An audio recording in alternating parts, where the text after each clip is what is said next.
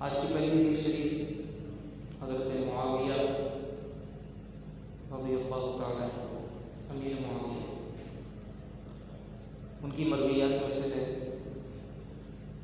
کہتے ہیں کہ قال رسول اللہ صلی اللہ علیہ وسلم، اللہ کے رسول صلی اللہ تعالیٰ علیہ وآلہ وسلم نے ارشاد فرمایا، من یرد اللہ بہ خیرا یفقہہ فی الدین،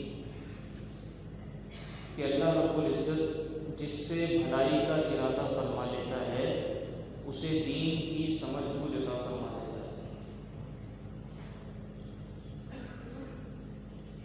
آگے ہے وَإِنَّمَا أَنَا قَاسِمٌ وَاللَّهُ يُعْطِي، کہ اللہ رب العزت عطا فرمانے والا ہے اور میں تقسیم کرنے والا ہوں۔ یہ حدیث شریف متفق علیہ ہے، امام بخاری نے بھی اس کو ذکر کیا ہے، امام مسلم نے بھی اس کو ذکر کیا ہے۔ حضرت معاویہ رضی اللہ تعالیٰ عنہ اس حدیث شریف کے راوی ہیں۔ حضور علیہ السلام کے تمامی صحابہ ہمارے لیے ہمارے سر کے تاج ہیں، چاہے صحابہ ہوں یا حضور کے اہل بیت ہوں، ان سب کا ادب ہم پر لازم ہے۔ حضرت معاویہ بھی ان صحابہ میں سے جن کی معرفت کئی احادیث ہم تک پہنچی اور کئی تبرکات ان کے پاس حضور علیہ السلام کے تھے۔ حضور علیہ السلام کی قمیض مبارک ان کے پاس تھی، حضور کی چادر شریف ان کے پاس تھی، حضور کے بال مبارک ان کے پاس تھے، حضور کے ناخن مبارک ان کے پاس تھے، اور انہوں نے یہ وصیت کی تھی کہ جب میں دنیا سے چلا جاؤں تو مجھے حضور کے کپڑوں میں کفن دینا، اور حضور کے بال اور ناخن جو میرے پاس ہے وہ میرے منہ میں اور میری ناک میں رکھ دینا۔ تو کیا خوش نصیب لوگ ہیں۔ آج ہم صحابوں پر زبان طاعت دراز کرتے ہوئے، خصوصاً سوشل میڈیا کا جو دور ہے، تو ہر ایک دوسرے کے رنگ میں بہت جلد لگ جاتا ہے، اور مغربی افکار سے، خصوصاً ملحدین کی افکار سے، ایتھسٹ کی جو تھاٹس ہیں ان سے بہت جلدی ہم انسپائر ہو جاتے ہیں اور اس کو ہم پروموٹ کرنا شروع کر دیتے ہیں۔ یوں گزشتہ احادیث جو گزری ہیں ان کے مطابق ہم نے پیش بھی کیا تھا کہ ایسے لوگ شیطان کے اصل میں ہتھیار بن جاتے ہیں، شیطان کے ہتھ کنڈے ہوتے ہیں۔ تو صحابہ ہوں، اہل بیت ہوں، یا ہمارے دینی شاعر ہوں، ان کی تقدیس کے خلاف زبان طاعت دراز نہیں کرنی چاہیے، یہ ایمان کے لیے بہت خطرناک ہے۔ ان کی جو حدیث شریف ہے، ان کی جو روایت ہے، اس میں یہ ہے کہ من یرید اللہ بہ خیرا یفقہہ فی الدین، اللہ رب العزت جس سے بھلائی کا ارادہ فرمائے اسے دین کی سمجھ کو عطا فرما دیتا ہے۔ تو یہ جو نشست ہماری لگی ہے، الحمدللہ ہم سب یہاں جمع ہوتے ہیں، سیکھتے ہیں، علم دین ہی حاصل کر رہے ہیں، دین کی سمجھ کو حاصل کر رہے ہیں، احادیث سنتے ہیں، احادیث کی معرفت حاصل کرتے ہیں، احادیث کی تشریحات، تعبیرات ہم سمجھتے ہیں۔ تو یقیناً یہ اللہ رب العزت کا فضل و کرم ہے، اللہ رب العزت کی رحمت ہے، اس کے بغیر یہ سب ممکن نہیں ہے۔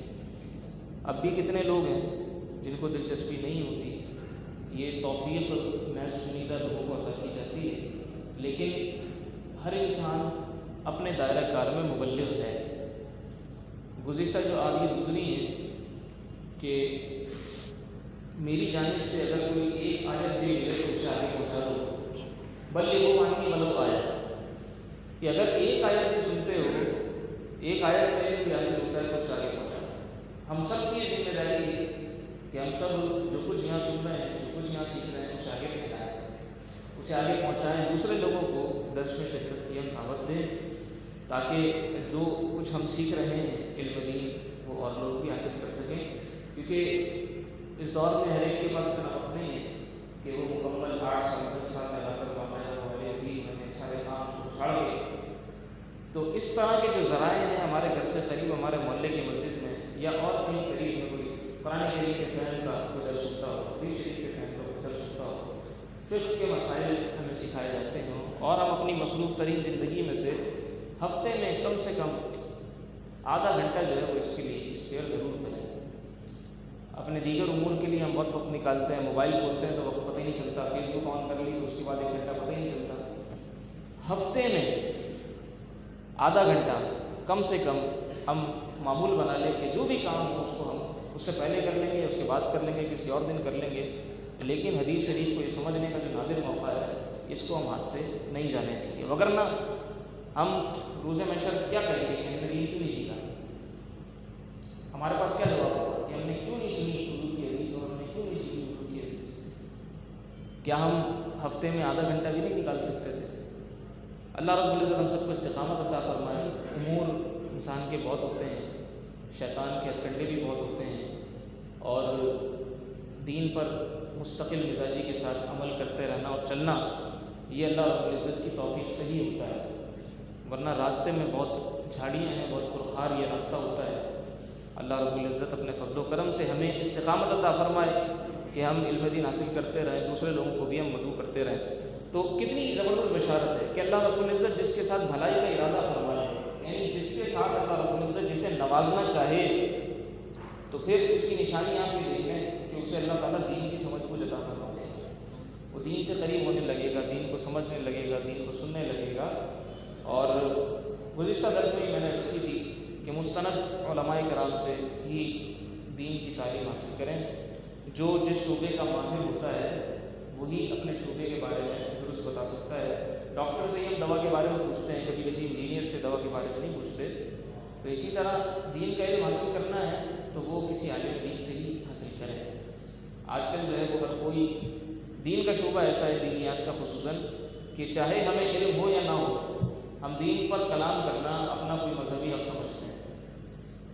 قرآن کی تفسیر کے بارے میں یہ کہہ دینا کہ نہیں میری تو سمجھ میں نہیں آتی، یہ شاید ہم اپنا حق سمجھتے ہیں۔ پہلے ہم اپنے آپ کو انالائز کریں کہ ہو آر وی، ہم ہیں کون کہ ہم یہ کہہ سکیں، ہمارے پاس کیا اتنا علم ہے کہ ہم اس پر کلام کر سکیں، اور اگر نہیں ہے اتنا علم تو جس کے پاس علم ہے اس کی بات کو سمجھ لیں، اس کی بات کو سن لیں۔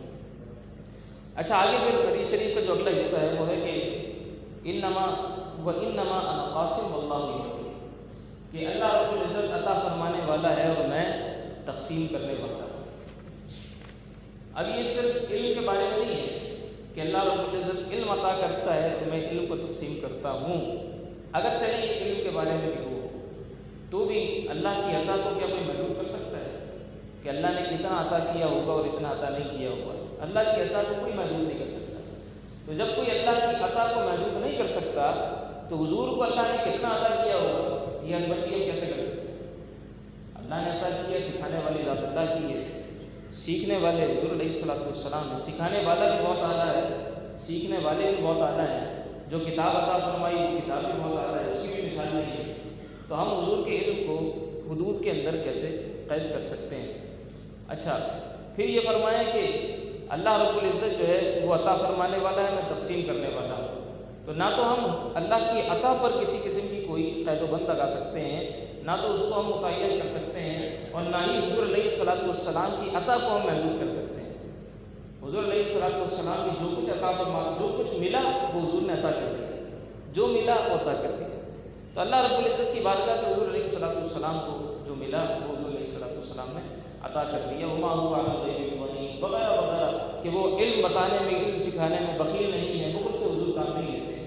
تو حضور علیہ الصلوۃ والسلام نے تو علم کے دریا بہا دیے، بس غوطہ خوری کرنے والا چاہیے۔ حضرت عبداللہ ابن عباس رضی اللہ تعالیٰ عنہ کا مشہور قول ہے نا کہ قرآن کریم سے اگر میں اونٹ کی اپنی رسی کی تلاش کرنا چاہوں نا تو وہ بھی تلاش کر لوں گا کہ وہ کہاں چلی گئی۔ گم شدہ رسی اونٹ کی، وہ بھی اگر میں چاہوں قرآن کی آیت پڑھ کے تو میں وہ بھی تلاش کر لوں گا۔ تو بس ڈسکور کرنے والا ہونا چاہیے، ایکسپلور کرنے والا ہونا چاہیے، وہ نگاہیں ہونی چاہیے، وہ نظریں ہونی چاہیے۔ یہ قرآن کریم کے اندر ہر رد و یابس کا علم موجود ہے، لیکن یہ ہر کسی کو سمجھ میں نہیں آتا اتنی آرام سے، ہر کوئی اس میں غوطہ خوری نہیں کرے گا۔ غوطہ خوری کرنے کے جو اصول ہوتے ہیں، جس کو تیراکی آتی ہے وہی سمندر میں جا کے غوطہ لگاتا ہے۔ ہر کسی کو یہ معلوم تو ہے کہ اس کے نیچے ہیرے جواہرات ہیں، لیکن ہر کوئی اس کو ڈھونڈنے کے لیے جاتا نہیں ہے، اس کو معلوم ہے نہیں آتی تیراکی، جائے گا تو ڈوب جائے گا۔ تو اسی لیے تیراکی وہی کریں جن کو تیراکی کرنی آتی ہے، جس کو موتی چاہیے وہ ان سے گزارش کر دیں کہ ہمیں موتی نکال کے دے دیں، تو جس کو تیراکی آتی ہے وہ موتی نکال کر دے دے۔ تو حضور علیہ السلام کی عطا کو بھی محدود نہیں کر سکتے، اللہ کے علم کو بھی محدود نہیں کر سکتے، بلکہ اس حدیث شریف کی مطلق کو مقید کیسے کریں؟ جب یہ فرمایا کہ اللہ عطا کرنے والا، تو وہ علم بھی ہو سکتا ہے، وہ دیگر نعمتیں بھی ہو سکتی ہیں، وہ اور دیگر چیزیں اس کے اندر سب شامل ہو سکتی ہیں، کیونکہ یہ مطلق ہے، یہ عام ہے۔ اللہ رب العزت جو کچھ عطا کرتا ہے میں جو ہے اس کو تقسیم کر دیتا ہوں، تو اللہ کی جانب سے ہمیں ملتا ہے اور حضور علیہ السلام کے ذریعے سے ہمیں عطا کیا جاتا ہے۔ بس یہ کہ لینے والے کا فرق ہوتا ہے۔ جیسے مثال کے طور پر ایک بہت عام سی مثال دی جاتی ہے کہ بجلی سب جگہ آ رہی ہے، بلب چھوٹا بڑا ہوتا ہے، لائٹ چھوٹی بڑی ہوتی ہے، جو جتنا واٹ دے سکتا ہے، جو جتنا تیز روشن ہو سکتا ہے وہ اتنا تیز روشن ہو جاتا ہے۔ 100 واٹ کا بلب بھی ہوتا ہے، 60 واٹ کا بھی ہوتا ہے، اس سے بڑے بڑے بلب بھی ہوتے ہیں، 1000 واٹ کے بھی ہوتے ہیں۔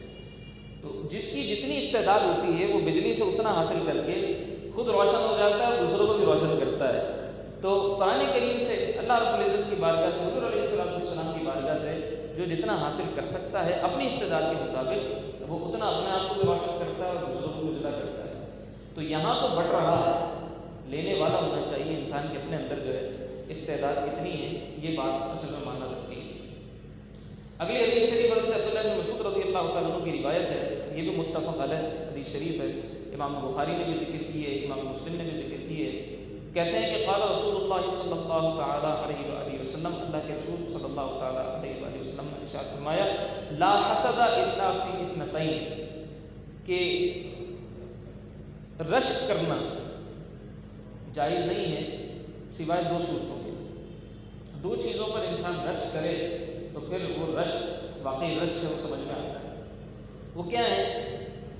پہلی چیز ارشاد فرمائی کہ رجل عطاہ اللہ مالا فسلطہ علی ہلکتہ فی الحق، کہ اللہ رب العزت نے کسی کو مال عطا فرمایا اور اس نے مال کو اچھی جگہ پر خرچ کر دیا، تو یہ تعبیر رشک ہے۔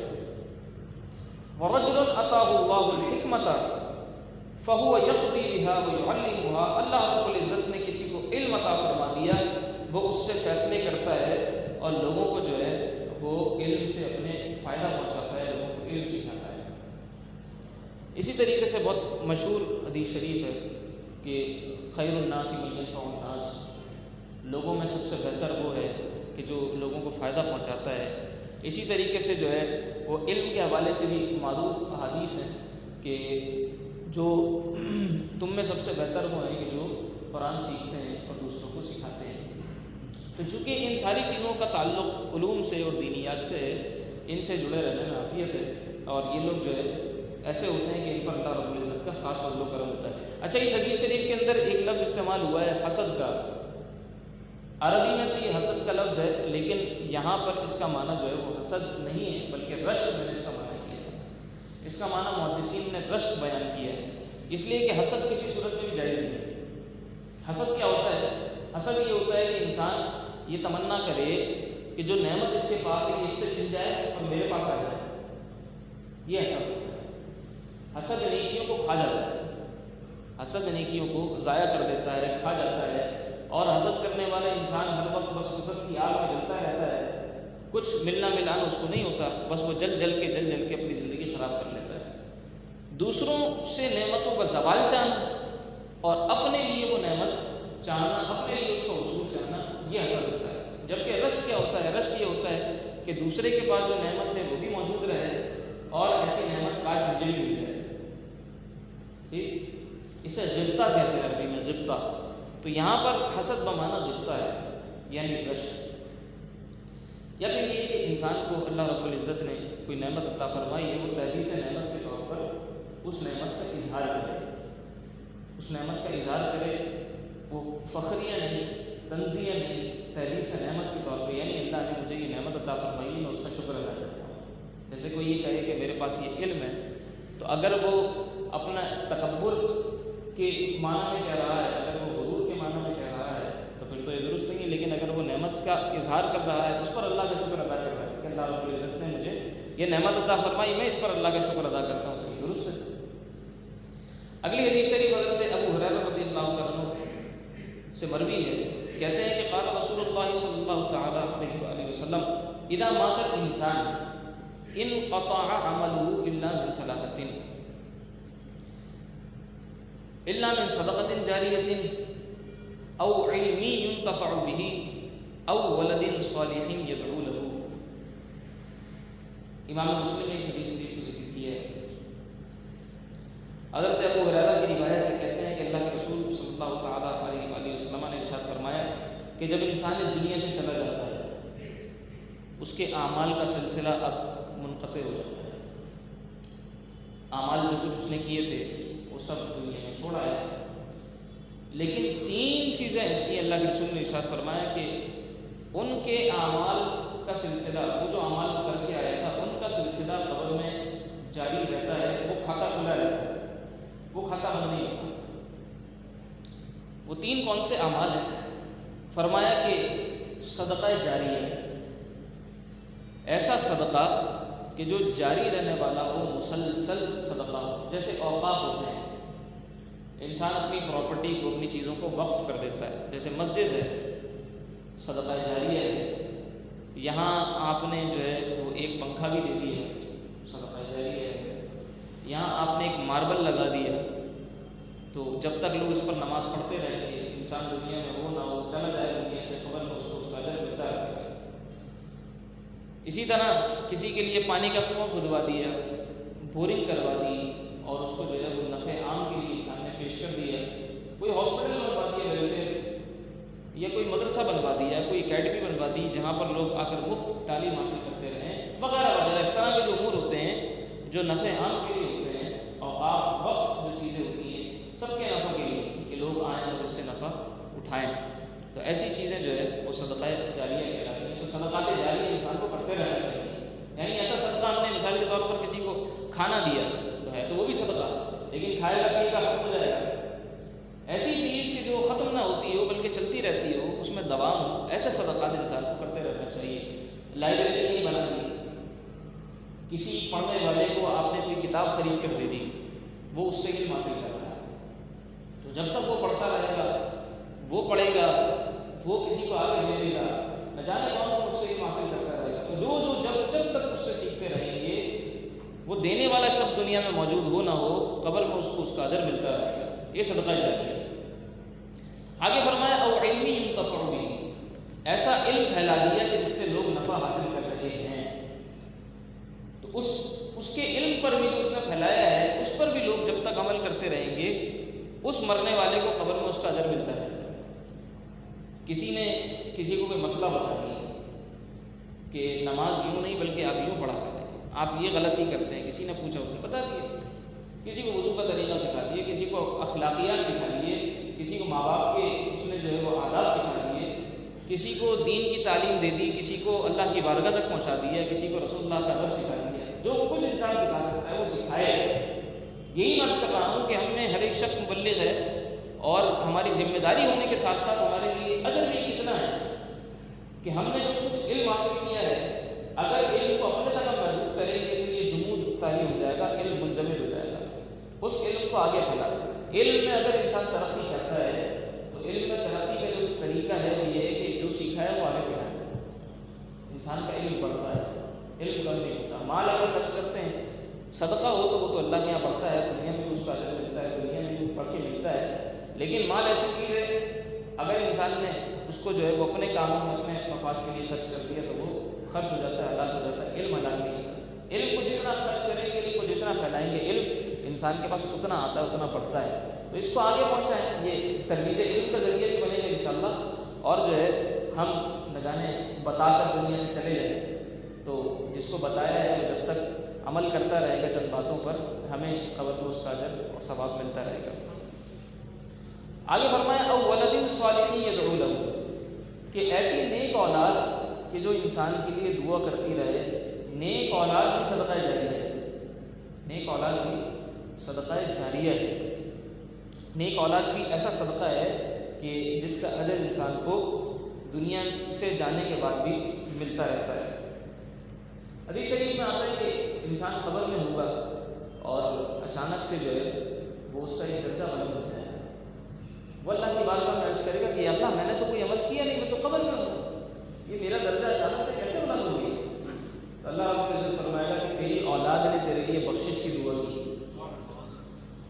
تو ان بخشش کی دعاؤں سے گناہ بھی معاف ہوتے ہیں, درجات بھی بلند ہوتے ہیں. حضرت امام سیوطی نے کئی ایک ایسے واقعات, امام سیوطی کی کتاب شرح الصدور فی احوال الموتى والقبور, اس میں آپ نے قبور سے متعلق جو ہے وہ بڑے احوال و بڑے واقعات ذکر کیے ہیں. اچھا, ایک انہوں نے اس میں قول ذکر کیا ہے کہ کسی نے کسی سے سوال کیا کہ قبر میں جب مردہ چلا جاتا ہے تو کیا اس کو اگر کوئی پڑھ کے بخشے, کوئی اس کے لیے صدقہ کرے, کیا کرے, تو کیا اس کو ثواب پہنچتا ہے؟ انہوں نے جواب دیا کہ ہاں پہنچتا ہے, بلکہ ایسے پہنچتا ہے کہ وہ مردوں کو کپڑوں کی صورت میں, لباس کی صورت میں پہنچتا ہے, اور مردے جو ہے وہ اسے پہن لیا کرتے ہیں, روشن لباس کی صورت میں اسے پہن لیا کرتے ہیں.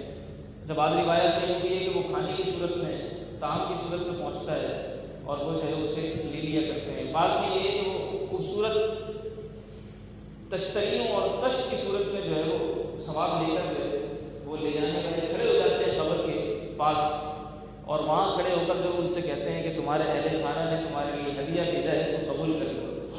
اچھا, بعض وہ لوگ بھی ہوتے ہیں کہ جن کو ان کے اہل خانہ ہدیہ نہیں بھیج رہے ہوتے, وہ لوگ حسرتیں کر رہے ہوتے ہیں کہ کاش ہماری اولاد بھی ایسی ہوتی. اس وقت وہ حسرت کر رہے ہوتے ہیں کہ کاش کوئی ہمیں بھی پڑھ کے بخش دے, ہمارے عذاب قبر میں کچھ تخفیف ہو جائے, ہماری مغفرت ہو جائے, ہمارے درجات بلند ہو جائیں, کاش کوئی ہمیں پڑھ کے بخشنے والا ہو. تو بعد میں ظاہر ہے یہ حسرتیں کام نہیں آنے والی, اس وقت حسرت کریں گے تو کیا فائدہ ہوگا. ابھی سے اس کی تیاری کرنی ہے, اللہ کے دین کی سربلندی کی نیت سے بھی اپنی اولاد کو ہمیں تیار کرنا ہے, کچھ نہ کچھ علم دین ہم نے اپنی اولاد کو دینا ہے. اتنا تو کم سے کم سکھا جائیں کہ جب ہم دنیا سے چلے جائیں اولاد ہماری نمازوں کی پابند ہو. اچھا, یہاں پر جو ہے وہ بعض مفسرین, بعض محدثین نے یہ بھی کہا ہے کہ یہاں پر یہ جو یدعو کا لفظ ہے نا, یدعو لہو کہ نیک اولاد اس کے لیے دعا کرتی ہے, یہ بھی اضافی ہے. یعنی اگر نیک اولاد اس کے لیے دعا نہ بھی کرے تو بھی وہ خود ایک جو ہے اس کے اعمال اس کے لیے باعث ثواب ہی ہے, اس لیے کہ وہ اس کی تربیت ایسی کر رہے ہیں. یعنی مثال کے طور پر اگر نماز کے بعد وہ یہ نہیں بھی کہتا کہ یا اللہ میرے والدین کی مغفرت کرتے ہیں, رب ارحمہما کما ربیانی صغیرا, اگر یہ نہیں بھی پڑھتا تو بھی جو وہ نماز پڑھ رہا ہے, یہ جو اس کی تربیت ہے, اس کا ثواب کم سے کم اس کو پہنچ رہا ہے. تو اگر وہ دعا کرنا بھول بھی جائے تو بھی اس کے نیک اعمال کا ثواب جو ہے وہ اس کے والدین تک پہنچتا رہتا ہے. تو ہمیں اپنی اولاد کو ایسا تیار کرنا چاہیے کہ ہم اسے دینیات سکھائیں, اپنے لیے بھی ہم عافیت کا سامان کریں, اپنی اولاد کے لیے بھی عافیت کا سامان کریں. جب وہ دنیا سے جائیں ان کے لیے بھی راحتیں ہوں, ہم دنیا سے چلے جائیں تو ہمارے لیے ہماری اولاد جو ہے وہ راحت ہو. یہی تو ہے کہ رب اغفر لی ولوالدی وللمؤمنین یوم یقوم الحساب رب اجعلنی مقیم الصلاۃ ومن ذریتی. یہ حضرت ابراہیم علیہ نبینا علیہ الصلوۃ والسلام کی دعا ہے جو قرآن کریم کے اندر موجود ہے. رب اجعلنی مقیم الصلاۃ, اے اللہ, اے میرے رب مجھے نماز قائم کرنے والا بنا دے, ومن ذریتی, میری اولاد کو بھی نماز قائم کرنے والا بنا دے. ربنا وتقبل دعا, اے ہمارے رب میری دعا کو قبول فرما لے. تو یہ دعائیں تو انبیاء نے بھی کی ہیں کہ اولاد کو ہماری جو ہے وہ نماز کا پابند بنا دے. دعائیں بھی کرنی چاہیے اور تربیت بھی ہمیں اپنی اولاد کی ایسی کرنی چاہیے کہ ہماری اولاد ہمارے جانے کے بعد ہمارا نام بھی روشن کرے اور لوگ دیکھنے والے کہیں کہ واقعی انہوں نے تربیت کی ہے, یہ ہوتی ہے اولاد, کاش ہماری اولاد بھی ایسی ہو. یہ لوگ تمنا کریں, کہیں کوئی یہ نہ کہے کہ نہ جانے کیسی تربیت کی ہے, یہ تو ہمارے لیے پریشانی کا باعث بن گیا, پریشانی کا سبب بن گیا. کسی کو تکلیف نہ پہنچے, لوگوں کے لیے بس راحت ہی راحت کا سامان ہو. اللہ رب العزت ہم سب کو عمل کی توفیق عطا فرمائے, حدیث شریف کا فیضان ہمیں خوب عطا فرمائے.